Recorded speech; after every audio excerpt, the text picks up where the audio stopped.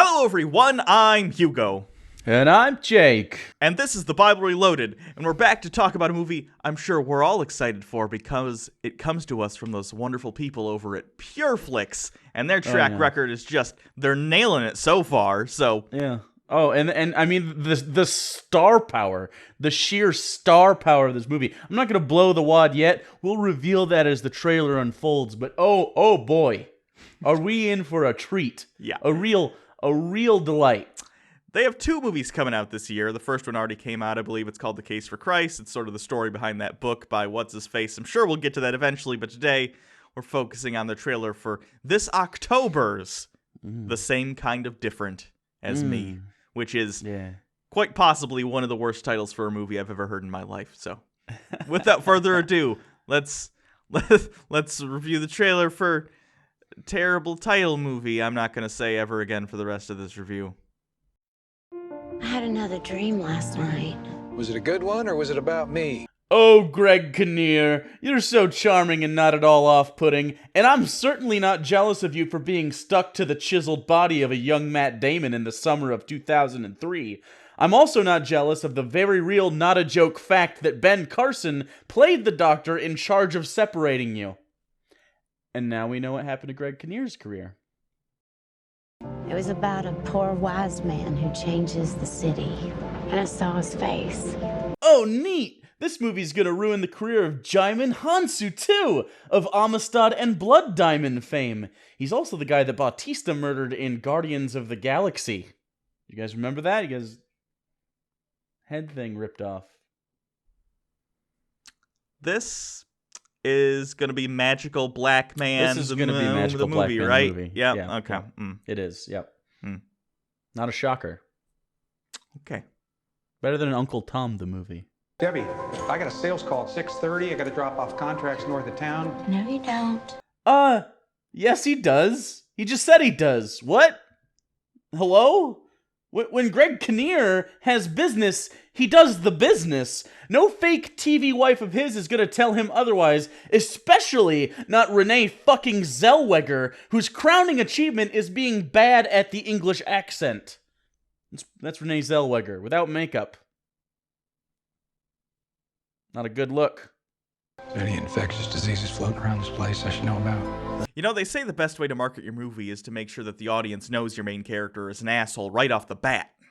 But was it a joke, or is he suicidal, or is he mean? I thought he was just mean. I think the point is to illustrate that he's mean, and then he meets... I think it's kind of a half joke, but it's him looking down on like, oh ho ho, we're helping homeless people, isn't this gross? But listen to it again, and there's like, the music is fine, and then his expression is weird. There's no way of knowing with the enigma that is Greg Kinnear. Martin told me about your friend. If you don't tell Debbie, I will. Ooh, Greg Kinnear getting some side strange. Maybe a younger woman, perhaps? All I'm saying is, the little girl from Little Miss Sunshine is legal now, okay? What? That seems like a real Kinnear move to me. I don't know why. Hits her up on Facebook casually. Hey, you're looking so old now. Remember all the fun we had with Steve Carell? Oh yeah, yeah. Will you suck my dick, I played your please? dad. Yeah. Oh. We took it in different directions. My version of Kinnear, he has no patience. He has no time. He plays a numbers game. He has a list of, he doesn't spend time trying to woo one woman. He has a list of 50 women, and he pushes that button right away. Either you are ready for the Kinnear or you are not. We've been married 19 years. We don't share the same life. We don't share anything. Okay, Greg, I was on your side, but that's just demonstrably untrue. You both obviously share the dread of the impending disaster that befalls all Kinnear-laced films. Pretty soon you're going to be selling unicorn frappuccinos out of a supermarket Starbucks. It's not even going to be a regular Starbucks. It's going to be one that's like set inside, like next to the deli. That's your Starbucks. You don't get the Barnes & Noble Starbucks. You don't get the drive-thru Starbucks. You get, oh, I forgot to grab milk Starbucks. You can leave. You choose. Leave, obviously. No contest. Leave.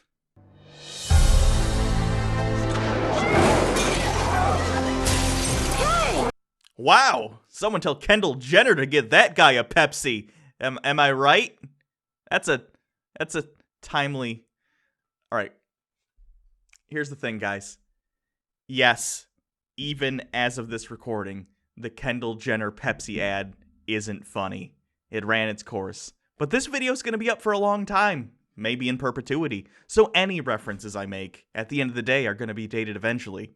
So when you think about your day-to-day life, and you think it's so important that I cater my jokes to where you are right now, remember that you are unimportant to me. And I hope you die. We have to talk to him. That's a man from my dream. It was at this point that Greg Kinnear began to worry about the severity of his wife's cuckolding fetish. Tell your woman to stop bothering me. You'd be doing me a big favor to just be nicer. You want to be my friend? Uh-huh. Well, I'm gonna have to think about that. Again, is this supposed to be funny or charming, or is it supposed to feel as off-putting as it actually is? Because, like, 20 seconds ago, that guy took a baseball bat to Greg Kinnear's business, and that doesn't exactly scream, I would like to be friends with you, white man. It's a homeless shelter he's volunteering at, not his business. Let's be fair. Greg Kinnear probably owns homeless shelters. He's like, why isn't it making any money? They're homeless, Greg. I think you've You've got invented nothing to sell. you've invented the concept of just adding Greg Kinnear to a concept and it becomes a joke. He thought it was a B&B. Like he doesn't understand the Like he concept just- of a home. Like he He thinks doesn't understand commerce at all. He's just like, give them things. They gave me nothing back. he thinks if he toughs it out for a couple more quarters, he'll get into the black, and everyone's like, "No, Greg, you don't understand." Yeah. Please, Greg. His wife's calling him. Greg, please come home. He's got an adding machine with the crank, trying to. Why won't it add up? Where you from? After Mama died, the man put me up in a little shack. He didn't tell me that I could earn some money, maybe even some respect. Because if I trust anyone to accurately depict the struggle of poor black youths in the mid-20th century, I trust the people who cast Sabrina the Teenage Witch as their lead in their fucking courtroom drama. And some homeless man. You lost your mind. They're looking for handouts instead of using their hands for work. Oh, good. It's Angelina Jolie's dad, John Voight. Remember when he died in Anaconda? Sure you do. You do. This movie's like a festival, and its theme is rotting careers. I don't feel like John Voight should be anyone to talk about handouts. He's been coasting since he got his first suckle of that sweet, sweet baby genius's tit. Can't figure out why he'd want to know me. Done some bad things. You're not a bad man, and I'm glad we're friends. This summer, the movie you'll use to try and convince your grandparents that in fact no, the blacks aren't coming for their Medicaid. Can you do me a favor and just replay the single teardrop that guy sheds until it's a meme?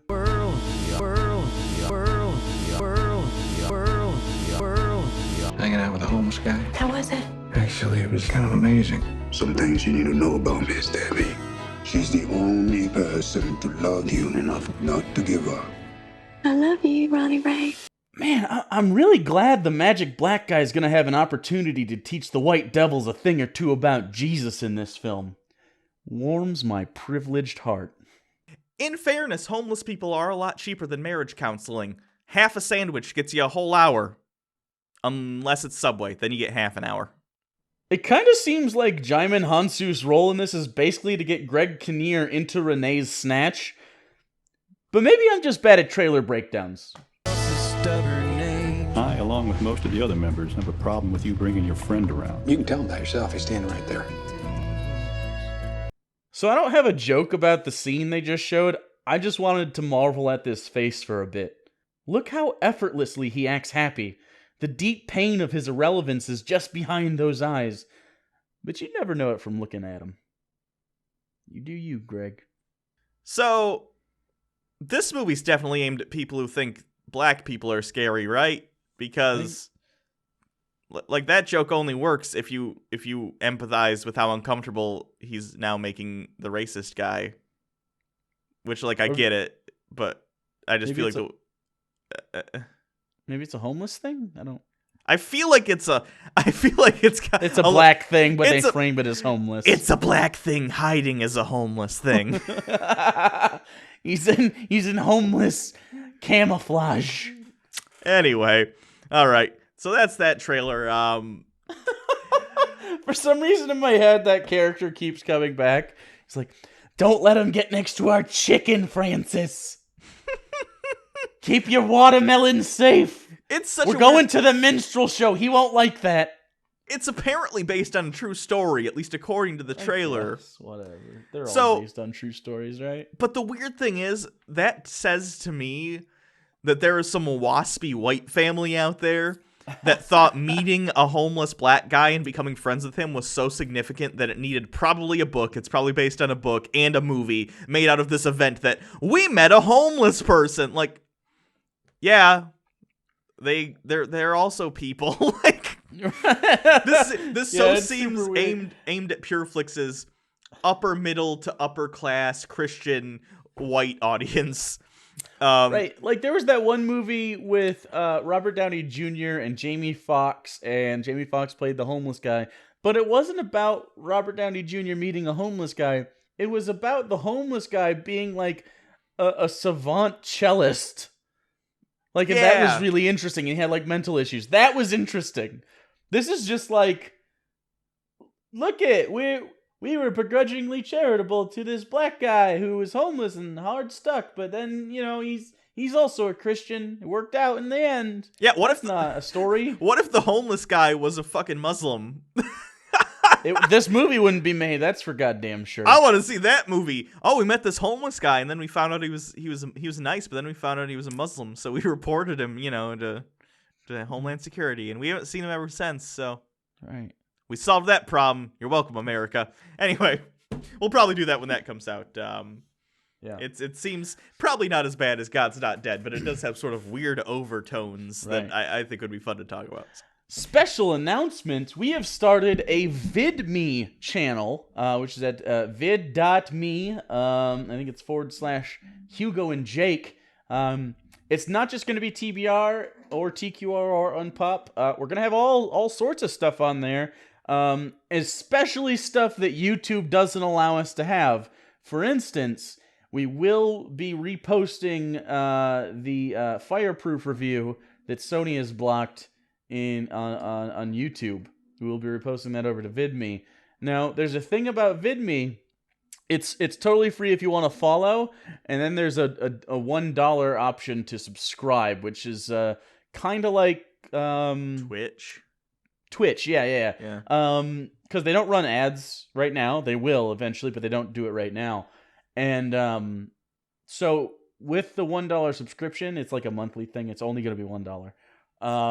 And frankly, if half our audience did the $1 subscription, we'd be good to go forever. So like even a tenth of our audience, like that's $1 is actually like that'll do. We're fine. But VidMe is kind of this up and coming thing, and I really like the platform. It's really cool. But I have a goal. I want us to be the most popular VidMe channel on the fucking website, because there's not that many people on there right now, comparatively to YouTube, obviously. But like people like Reckless Eating, who are also YouTubers, who I talk to Matt Zion a lot from that channel. He's a good guy. So I want to be the most popular channel on VidMe, and if you guys do that, we'll do like a run of like movie reviews or something. And, stuff that you guys have always wanted. And we'll do special content over there that you don't normally get here. We actually have a project in mind called Hugo and Jake. Huh? Is that creative? But it'd kind of be like an interview kind of thing. Like we just shoot the shit. And that'll have like guests that I think you'd be very interested in. So, That's I guess that's kind of the announcement. Very excited about this. Also, our website will be launching very, very soon. A lot of new stuff coming to the TBR family. And have we decided that they're called baby birds? I guess so. Sure. Because it kind of keeps happening. So you're the baby birds. Okay. Sounds So good. new content for the baby birds. All right. New worms to eat. New food to be regurgitated from our mouths into yours, because that's how baby birds eat. That's just the facts of the matter. I don't want to do it, but I will. Sure. So you can also always follow us on Twitter at Bible Reloaded. Follow Hugo Reloaded. You can subscribe to this channel. We're not gonna. By the way, we're not gonna not upload stuff to here. We're also going to do VidMe. It's kind of a redundancy thing, but stuff we can't do on here, we'll definitely go there. So, like, schedule's normal here. Don't worry about that. Yeah. So, you know, he's going to the Patreon. Patreon's a thing. Yep. And for the people that do Patreon, we're gonna make it so that you have access to the stuff we would put on VidMe for the subscription fee, if that makes sense. So you can do either. If you do Patreon, you get swag and stuff, so you get more stuff from the Patreon. But if you just want to spend the $1, that's totally fine too, and then you get access. So, because we can post those directly to the Patreon site. Cool. So I got it all planned out, man. I got it figured out. I'm real good at this. yeah. So until next time, I'm your magical homeless guy. You're not the black one, though. I'm the black one. I think between the two of us, that's probably closer to the truth. It's like one of those multiple choice tests where they're like, pick the one that is the most correct answer. Black isn't a race. It's a mindset. Right, Rachel Doziel. All right, Remember her? I do. This is probably where the enjoy the end at Vanilla Ice. I don't know. Please watch the ad at the end of the video. If there is one. If there is one. To us.